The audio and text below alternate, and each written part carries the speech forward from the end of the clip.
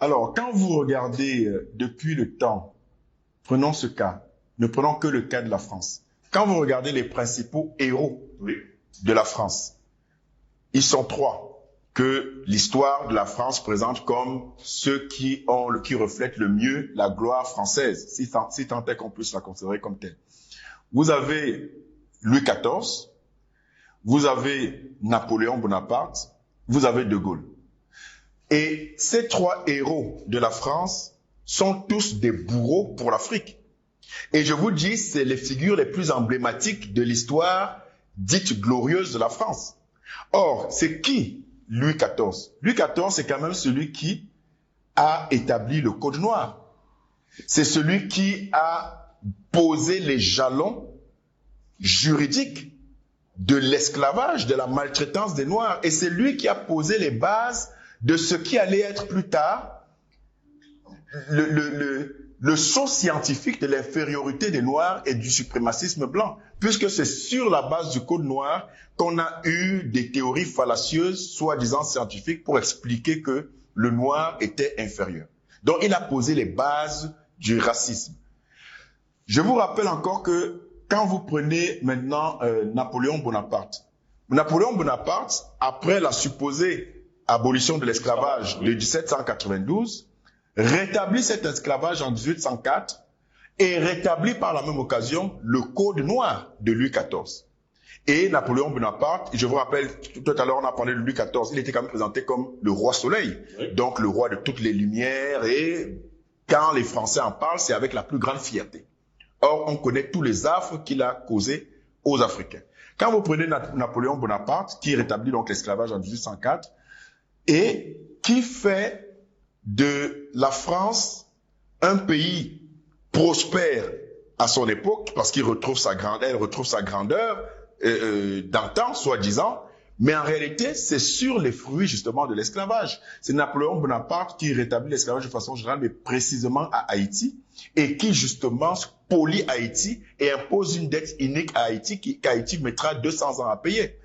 Vous avez ensuite, je vous rappelle également que la femme de Napoléon Bonaparte était propriétaire de plantations esclavagistes, de canne à sucre qui rapportaient énormément à la France.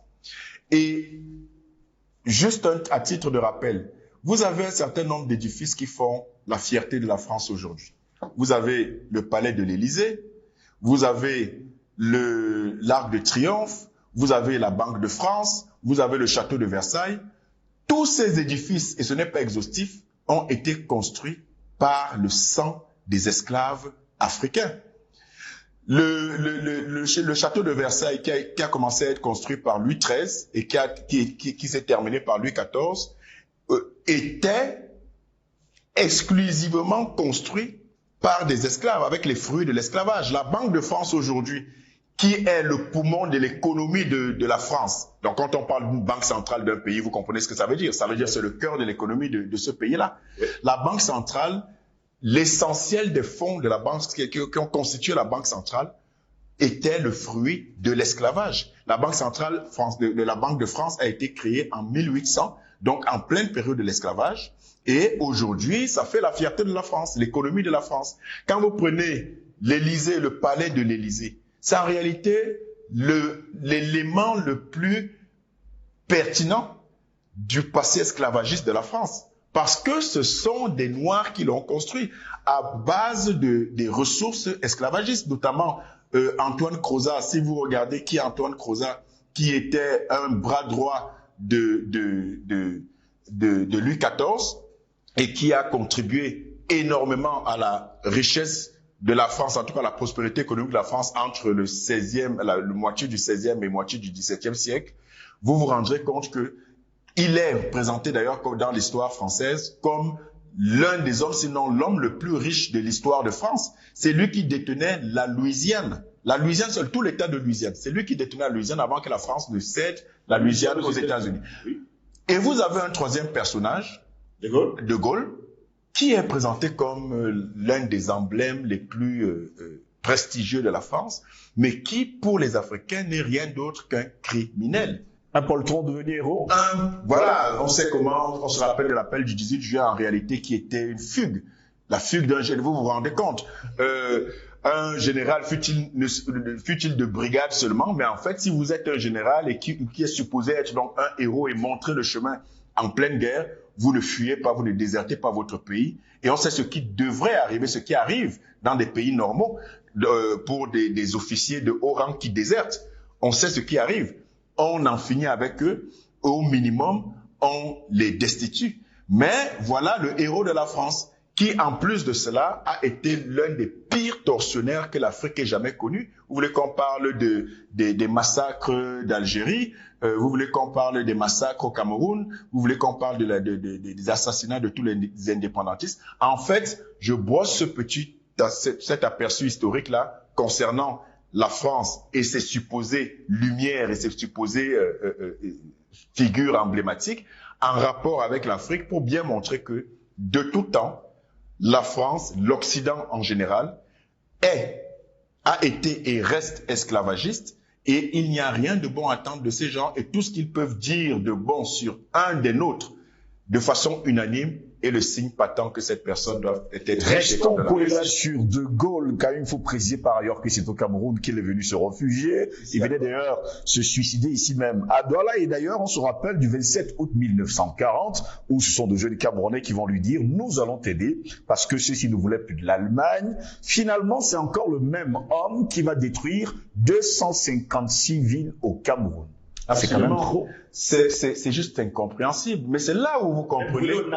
Au napalm. Et je vous rappelle que pour ceux qui n'ont pas une idée de ce que c'est le napalm, qu'ils se rappellent juste des bombes d'Hiroshima que les États-Unis ont déversées sur le Japon. C'est-à-dire que vous avez la bombe atomique, vous avez le napalm quelque part juste en bas. Parce que ça décime, ça brûle, ça rend infertile les terres, ça détruit les animaux, ça a des conséquences sur des décennies, sur les êtres humains et tout ça. Donc, c'est d'une cruauté qui n'a juste pas de nom, dont selon le secret les Occidentaux. Et donc, vous avez ce même individu, qui est un héros pour la France, qui allait plus loin. C'est-à-dire que, si vous vous rappelez des massacres de Guelma, de Kerata et de Sétif en Algérie, vous vous rappelez, on a parlé du napalm au Cameroun, mais c'est le même bonhomme, ce héros donc de la France, oui, qui va procéder au massacre le 1er décembre 1944, qui va procéder au massacre de Tiaroy, oui, en faisant littéralement assassiner des soldats africains qui avaient été rapatriés manu militare après la libération, après que les Africains aient libéré Paris de l'Allemagne nazie. On va les rapatrier manu militare et lorsqu'ils vont au Sénégal donc, et lorsqu'ils vont réclamer leur solde de façon légitime, ils vont être purement et simplement assassinés, tués à bout portant par les officiers de l'armée française. Mais pourquoi on les a rapatriés? Ça montre encore un autre visage hideux de cette France et de cet Occident qui ne peut être cru, dont un seul traitement ne peut être cru quand ils veulent présenter quelqu'un ou l'Afrique sous leur prisme. Ces soldats africains qui venaient de libérer la France ont été rapatriés manu militare, oui, pour la simple et bonne raison que il ne fallait pas qu'il y ait un seul noir sur les Champs-Élysées lors du défilé de victoire. Après la Seconde Guerre mondiale, après donc la libération de la France des griffes de l'Allemagne nazie. Et c'est ce qu'on a appelé le blanchiment des troupes. C'est bon de connaître son histoire, chers téléspectateurs. Et grâce à Panafricaniste TV, justement, on peut ensemble retourner un certain nombre de faits historiques pour nous édifier et voir à quel point il n'y a rien de bon à attendre des Occidentaux et il n'y a pas un seul traitement à croire de leur narratif. Et donc, le blanchiment des troupes, c'était donc ça. C'était que il ne fallait pas que les gens se rendent compte que ce sont des Noirs qui ont libéré la France. Donc, on les a rapatriés manu militare, on les a déshabillés et on a donné leur tenue et des armes à des va-nu-pieds, à des clochards, mais c'est la vérité. C'est-à-dire qu'on ramassait des clochards blancs, français, soi-disant de souche dans la rue pour sauver l'image de la France. Pardon. Et on leur remettait des armes. On leur remettait des tenues pour aller défiler sur les Champs-Élysées. Ça, c'est important de rappeler ce genre de fait historique parce que ça montre bien à nos téléspectateurs dans quel état d'esprit sont les systèmes occidentaux et quel type de rapport on doit avoir eux. Justement, ne jamais croire un seul mot. Parce que comme je le dis à la fin de ce petit guide, pour comprendre le narratif officiel des Occidentaux et donc s'en méfier, il ne faut le début du salut de l'Afrique. Oui. C'est quand tous les Africains vont se rendre compte qu'il n'y a pas un seul traître mot à croire du narratif officiel de l'Occident sur l'Afrique.